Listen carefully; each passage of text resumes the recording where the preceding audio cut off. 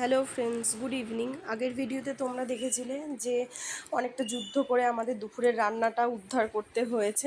যাই হোক, সেটা তো ভালো মতো মিটে গেছে। তারপর আমি আর বাবা একটু বিকেলে বেরোলাম, কারণ ট্রেনের জন্য আমাদের কিছু খাবার দাবার নেওয়ার দরকার ছিল। তারপর এই যে দাদা আর বৌদি চলে এসেছে। তখন রাত 10টাই বেজে গেছিলো, কিন্তু তাও দাদা আর বৌদি আমার সাথে দেখা করে গেছে। আবার বৌদি আমাকে একটা নাইটিও গিফট করে দিয়ে গেছে। এবার আমি মনে মনে ভাবছিলাম যে এবার তো আসলাম, কিন্তু দাদা বৌদির সাথে তো একবারও দেখা করতে যাইনি। কিন্তু কি করব বলো, তারা বুঝেছে যে আমার ছেলের শরীর খারাপ, আমি যেতে পারিনি। সে কারণে আমার সাথে দেখা করার জন্য বৌদি এসে গেছে। আবার আমার ছেলেকেও দেখে গেছে, কত কিছু গিফট দিয়ে গেছে। সব থেকে বড় কথা, এই যে দেখা করতে এসেছে, এটাতে আমি বড় খুশি হয়েছি। তারপর খাওয়া দাওয়া সেরে সব কাজকর্ম সেরে আমাদের বাজলো রাত 12টা। সে সময় আমি প্যাকিং লাস্ট করছিলাম যে কি কি জিনিস আর ভরার বাকি আছে, একটু ছোটোখাটো দরকার ছিল। তারপর একটু সময় কাটাচ্ছিলাম নিজের মতো, নিজে ভাবছিলাম যে না, কালকে রাত্রে তো এই সময় আবার ট্রেনে বসে রয়েছি। তো যাই হোক, পরদিন সকালবেলায় এই যে আমরা খাওয়া দাওয়া করে রেডি সেডি হয়ে বেরিয়ে পড়েছি। এটা আমাদের হৃদয়পুর স্টেশন, দেখতে পাচ্ছ। তারপর আমরা চলে যাব আমাদের শিয়ালদা স্টেশনে, গন্তব্যস্থলে। সেখান থেকে রয়েছে আমাদের train Humsafar.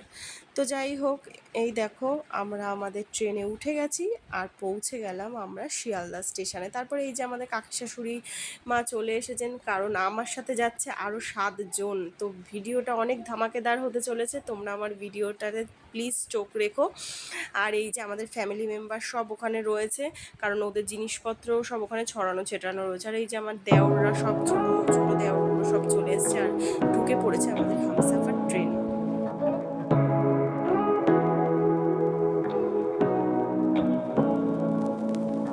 Say what you wanna say to me now.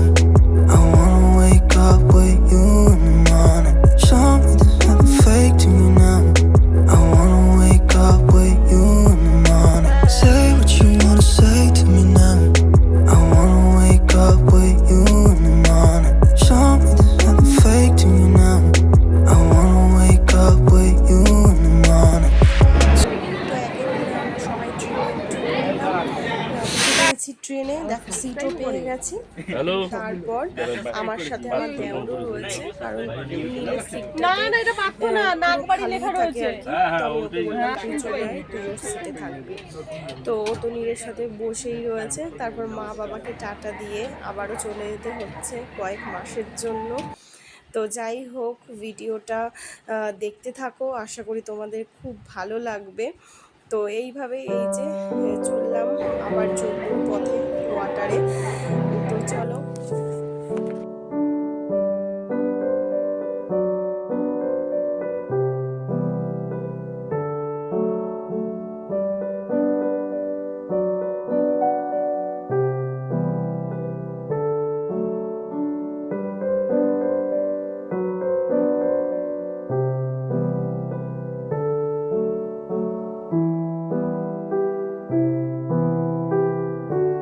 আর এইখানে চলছিল ছোট্ট ছোট্ট কাকাগুলোর সাথে ছোট্ট ভাইপোর খেলা। তো সারাটা রাস্তা তো এভাবেই কাটলো, খেলতে খেলতে ওদের। আর এদিকে দুপুরের পর থেকে আস্তে আস্তে আমি অসুস্থ হয়ে যাচ্ছিলাম, কারণ আমার প্রচণ্ড গ্যাস হয়েছিল। তারপর আমার ছোটো দেওর এদিকে আসলো বলে আমি বললাম যে একটু আমাকে মাথাটা টিপে দে। তো ও আমার একটু কপালটা টিপে দিচ্ছিল। প্রচণ্ড মাথার যন্ত্রণা হচ্ছিল, মানে কি আর বলবো। নিজেদের লোকগুলোকে যে ডেকে নেব তারও কোনো উপায় ছিল না, কারণ আমাদের নিজেদের 7 জন লোক উঠেছিল। তারা তো সব 7-8 কোচ মানে দূরে ছিল আর কি, আসতে গেলে খুবই অসুবিধে হচ্ছিল। তো সে কারণে আমি চেষ্টা করছিলাম যতটা নিজেকে নিজে সামলে নিতে পারি, কিন্তু লাস্ট পর্যন্ত আমি পারিনি।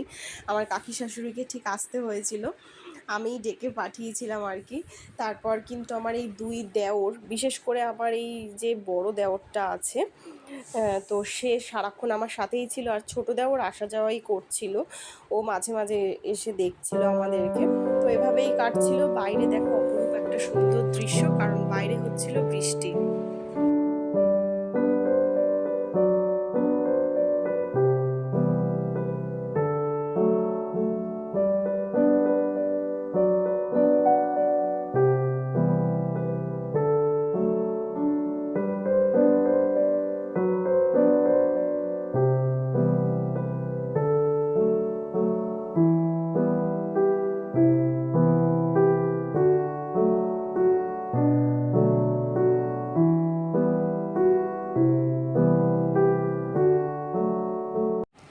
এখানে চলছে শাশুড়ি বৌমার গল্প। তো গল্প করতে করতে প্রায় অনেকটা রাস্তায় পৌঁছে গেলাম। আর শরীরটা আমার তখন একটু ঠিক লাগছিল, কারণ আমি তো অনেক কটাই ওষুধ খেয়ে ফেলেছিলাম, কি আর করব, বুঝতে পারিনি আর কি। পরে আবার বাবার কাছে ফোন লাগিয়েছিলাম যে কোন ওষুধ খাবো। তো এত কটা ওষুধ খাওয়ার পর বাবা আবার বলল যে এই ওষুধগুলো খা, তুই ঠিক হয়ে যাবি। তো চলো, অনেক কিছু তোমাদের সাথে শেয়ার করলাম। পরের ব্লগগুলো আরও ধামাকেদার হতে চলেছে, কারণ সবাই মিলে যাচ্ছি আমরা আমাদের কোয়ার্টারে। তো আমার ব্লগটা ভালো লেগে থাকলে প্লিজ চ্যানেলটা সাবস্ক্রাইব করো। সবাইকে আজকের মতো টাটা।